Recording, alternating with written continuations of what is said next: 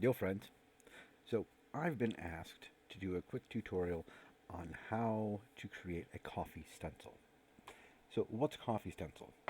Well, a coffee stencil is essentially a little piece of plastic that you put over the top of a cup of coffee. It has a design cut out of it, and you tap powder such as cocoa or cinnamon or something like that on it, and the design in the plastic is then transferred to the top of the coffee. So I thought I'd go through this real quick. So what you see in front of you is a general setup. Kind of I was making some earlier. So the first thing you need is you need a shape to do the cutout. Now for myself, what I found out from going around my house and measuring the coffee cups, because well I'm a geek like that, is 69 to 70 millimeters is about right. It fills up most of the cup of coffee. Cup of coffee, um, with just a little bit of gap all the way around. Um, why do you want a little bit of gap? Well, as you're trying to tap powder out, it's really easy to miss. And if you have a lot of gap, well, that powder then goes onto the top of coffee and kind of messes up your little bit of art that you're doing there. So like I said, 69 to 70 is about right, at least for mine. Feel free to measure. The second thing is the hole in the middle, right here in the top center, about 4 millimeters. So what's that for? For me, I fill those with a peg or a screw or something for a little handle so that I can hold that up while I'm tapping the powder on top of the piece. Um, just easier. Usually I make these out of 3 millimeter black acrylic. Why black and why acrylic? Well, acrylic you can wash, so if it gets dirty, which it will because you're tapping stuff all over it, you can wash it off. It holds up really well.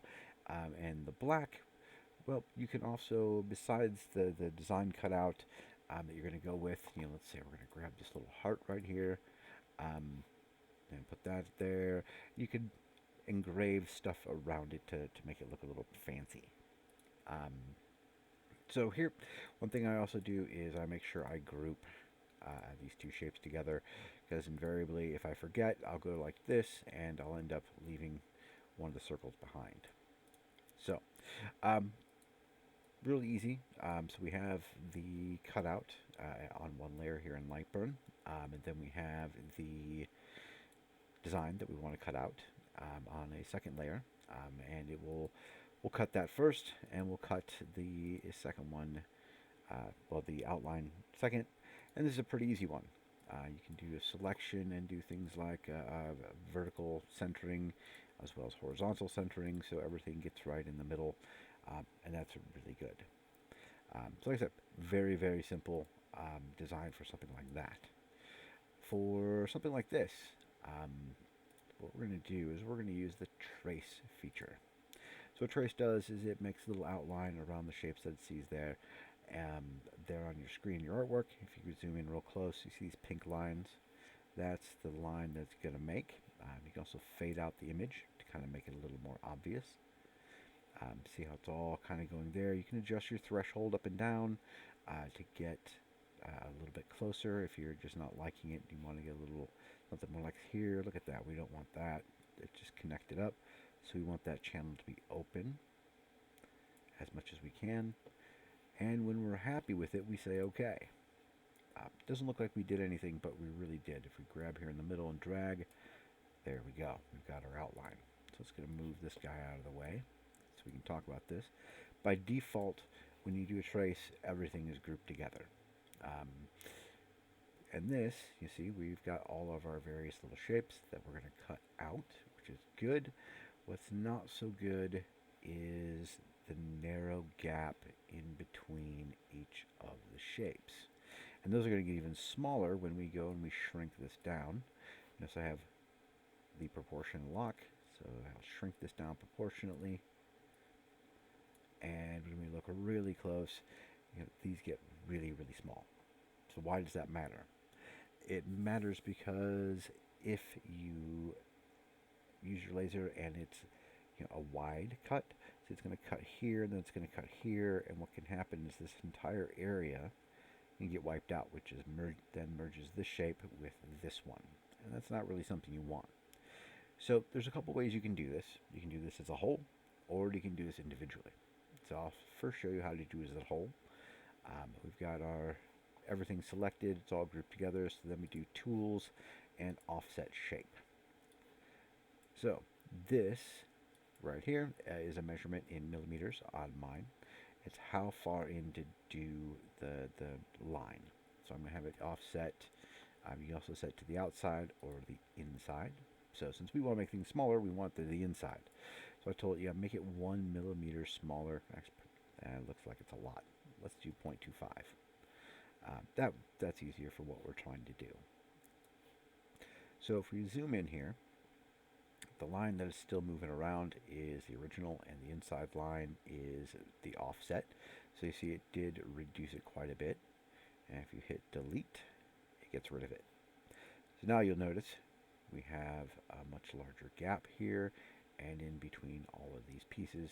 So this will be a lot easier to cut out. Now if we wanted to do a little more, something that's a little bit more selective, let's say we wanted to get this one done. So we'll ungroup it, and then we'll select just this piece, and we do the same thing. Tools, offset the shape, and we can offset it, however much we want.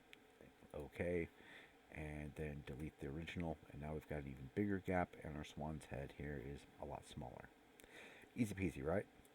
Right, so let's group those back together, and before I forget, with this little hole up here, we're going to have a peg or whatever going in. It's often best to rotate so that while you're trying to tap out all of the powder, this peg in your hands as holding it is not in the way. So that's what I tend to do, and then same as I did before, we'll do the centering. Oh look, I forgot to group. See what happened? Oops. Whoop. Let's group those together, and then we'll do the same thing. There we go. Now it's perfectly centered according to light burn. Adjust it the way you want, so that it's where you like it to be, and there you go. So easy peasy. We're going to look at the owl here, because the owl has an interesting challenge. So let's do trace again, and I'm just going to accept it, and we'll set him over here, and we'll move this guy out of the way so we can look at him. So the owl has a bit of a problem. So if I go ahead and let's do a preview. Let's set you to 2, and let's say you're going to be a fill. That'll be easiest to figure it out. Preview. So all of the all of the black is what's going to get cut out. So it's going to be leaving shapes in. Actually, well, maybe we shouldn't do it that way. We should do it as a line. Doop, my bad. Preview. Alright, so these are all the lines that are going to be cut, which, hey, great. We've got some spacing that we might want to toggle out and whatnot.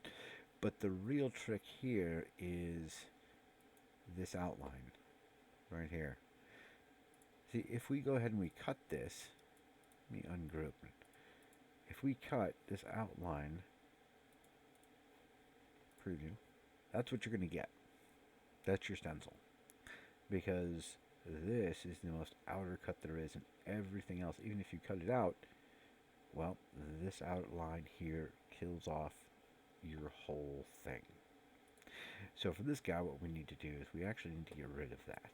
So now if we do a preview, here we go. Here's all the shapes that are going to be cut out, and we still have our owl look to it. There you go. So it's just something to pay attention to.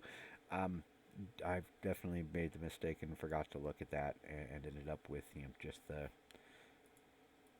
the outline of this guy going, oh, oops. When it gets into something really complex, like the owl, you have to pay really close attention to get that done. And we'll do a little something else here that'll kind of show you another consideration to do. So we have our text here. This is going to be a word and whatnot. So we have the same issue as we do with the owl originally. So if I cut this outline of the D, this is all gone. So we're going to get nothing. Same with the O.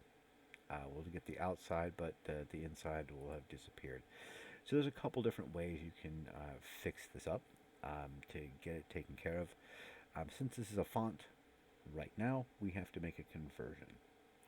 And so we do tools, and where is it?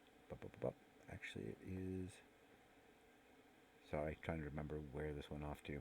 Oh, here it is. Convert to path. So what we're going to do is we're going to take this font that's here and we're going to convert it over to a path. So each individual piece is essentially its own shape. So say convert to path. And now, you'll notice now it's shapes that are done. And we need to group these guys for what we're going to do. Group. So now when we select them, the whole thing is selected. So now we need to create a little gap, like that piece right there, or this one right here. So how are we going to do that? Well, what we're going to do is we're going to use some Boolean operations as well as some other shapes. So here on the D, what exactly do we want where do we want to put a gap? Well, just for the sake of doing so, we're going to put it right here. It's a little bit to the inside. Yep, that works. It's about 1 millimeter wide. Great. So now what we're going to do is we're going to select them both.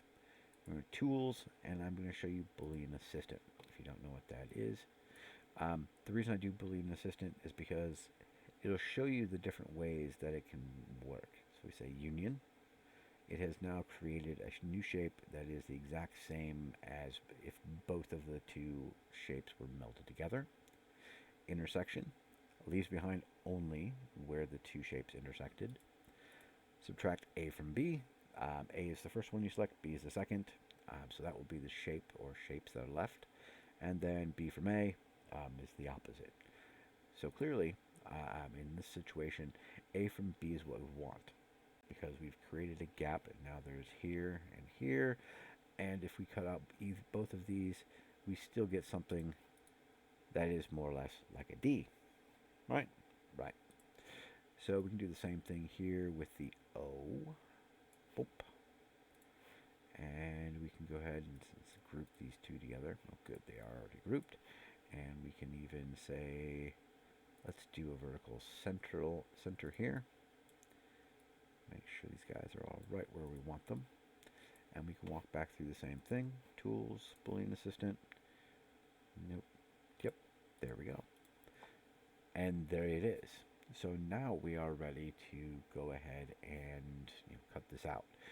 So does this really matter? Yeah, some of these are pretty, we can do some pretty interesting fonts.